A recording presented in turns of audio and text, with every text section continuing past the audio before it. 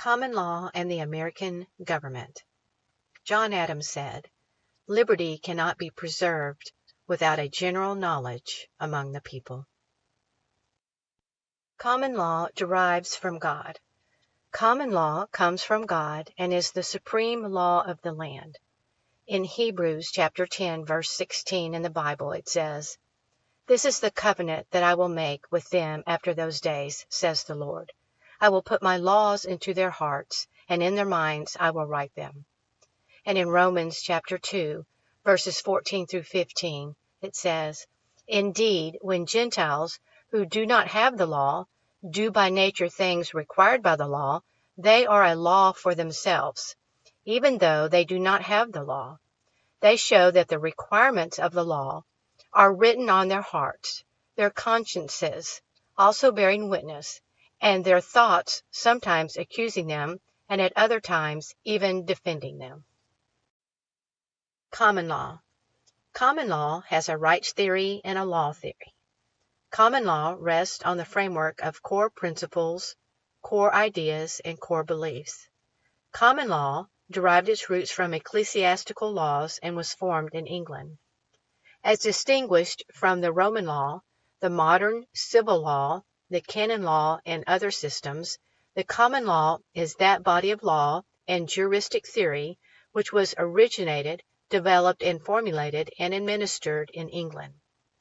As distinguished from law created by the enactment of legislatures, the common law comprises the body of those principles and rules of action relating to the government and security of persons and property, which derive their authority solely from usages and customs of immemorial antiquity.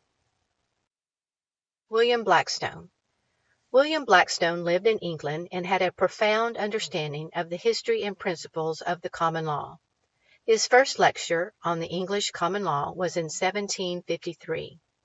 Those lectures became the basis of his 4-volume work on the commentaries on the laws of England from 1765 to 1769. His work had a substantial role in the birth of America through the Founding Fathers. Blackstone's common law theory. His theory was that God created the universe and mankind. God created laws to govern the physical universe and moral laws to govern human conduct. God established these moral laws when he created the human race. These moral laws are considered to be eternal and unchangeable. These laws are referred to as the laws of nature or natural law. It was the original constitution of the universe. This law of nature is an eternal and immutable rule of right, a rule of moral conduct. These laws are binding all over the world at all times in every circumstance to all human beings. Inalienability of rights. Introduced in the 12th century AD by Catholic theologians, England was a Catholic country, and these precepts were transferred into English common law. Rights of human nature are a component part of the image of God in mankind.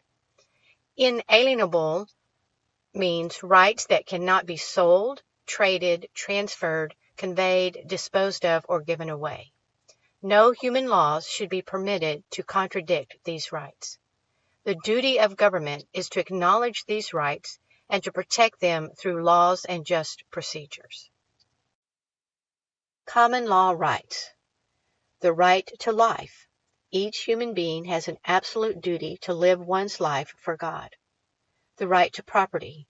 The basic right to own property is a trait of personhood placed in human nature by the Creator. The right to liberty. Acting as one thinks fit, without any restraint or control, being a right inherent in us by birth, given by God. The right to pursue happiness. True happiness exists only in obedience to God and His laws. Inherent means to exist in, to abide in a person. Black's Law, 5th edition.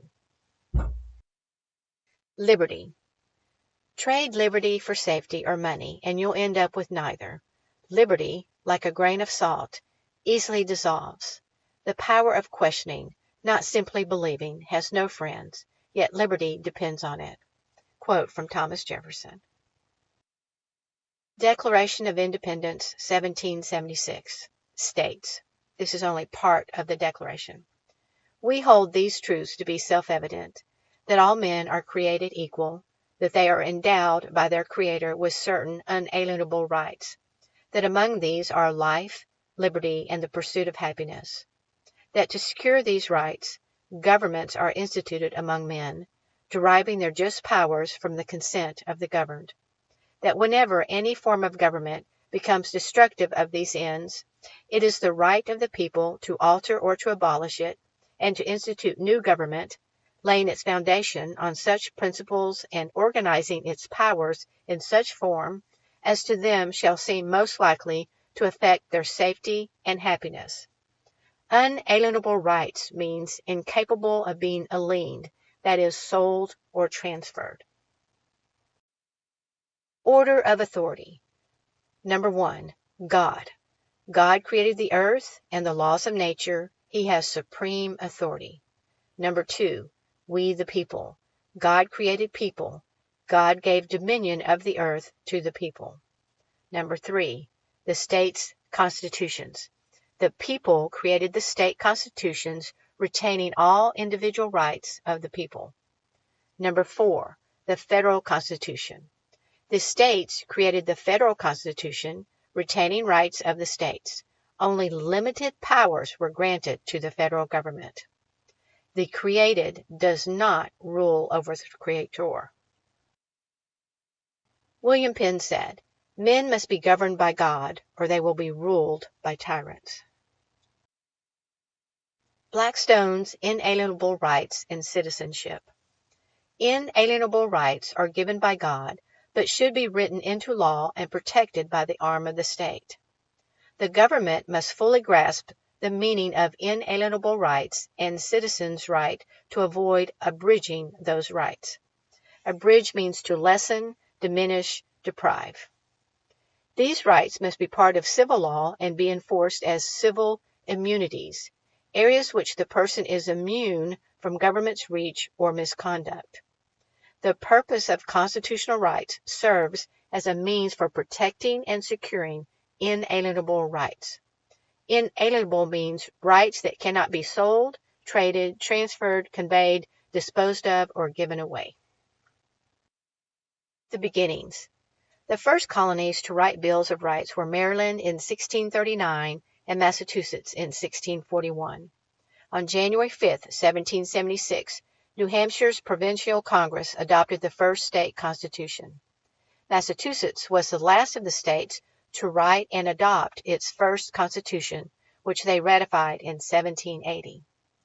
Bills of rights were created before the constitutions in many states. What is a constitution? Constitute means to set, to fix, to enact, to establish, to form or compose, to give formal existence to make a thing what it is. Constitution means the act of constituting, enacting, establishing, or appointing, the state of being, that form of being or peculiar structure and connection of parts which makes or characterizes a system or body. Those definitions are from the American Dictionary of the English Language, 1828. State constitutions were the foundations. A written constitution generally describes the structure of a government. It also identifies rights guaranteed to the people. A written constitution is superior to all laws enacted by legislature. By 1780, all the first state constitutions, including their Bill of Rights, plus that of Vermont, had created most of the building blocks that were used to draft the U.S. Constitution at the Philadelphia Convention in 1787. The signing of the Federal Constitution, September 17, 1787. The Republic States. Each state created a republican form of government where representatives are elected by the people to handle the administration of government. The people remain the sovereigns, which means supreme in power. The states made clear that the rule of law would control their republican governments. John Adams of Massachusetts wrote that a republic is an empire of laws and not of men. State Constitution versus Federal. United States Constitution Amendment 10 says, "The powers not delegated to the United States by the Constitution, nor prohibited by it to the states, are reserved to the states respectively, or to the people." The order is preserved. First is God, second the people, third the state, and fourth federal. We the people. The people created the state constitutions, reserving the sovereign rights of the people in the Bill of Rights. The states got together and created a federal constitution, reserving the independent state rights and the sovereign rights of the people. The Bill of Rights are the highest laws of the land, common to all Americans. We the people have the highest status, standing, and jurisdiction under the common law, which is outlined in the state's Bill of Rights. That which was created is not more powerful than the ones that created it. Status definition. Status means standing, state or condition, social position. The legal relation of individual to rest of the community. The rights, duties, capacities, and incapacities which determine a person to a given class. A legal personal relationship, not temporary in its nature, nor terminable at the mere will of the parties, with which third persons and the state are concerned. Standing definition. Standing means one's place in the community in the estimation of others, his relative position in social, commercial, or moral relations, his repute, grade, or rank. The people created the state constitution, therefore the people are outside above it. The people are sovereign, the highest in rank. Jurisdiction definition. Juris is Latin and it means of right, of law. Dicto, Latin, means delivery, speech, pronounce. So in other words, your lawful right to pronounce. Jurisdiction means the power or right of exercising authority. These definitions came from the Noah Webster 1828 dictionary. Abraham Lincoln said, "We the people are the rightful masters of both Congress and the courts, not to overthrow the Constitution, but to overthrow the men who pervert the Constitution." In summary, common law principles come from God and the Christian Bible. God created laws of nature and gave people dominion. Common law is based on principles and rules of action relating to the government and security of people, property, and individual rights. The American government was established based on common law, and all states were created as republics where the people are supreme in all power and the rule of law directs our republican government. The people are sovereign, supreme in power, over government, and are the highest in rank for status, standing, and jurisdiction. Thank you for listening.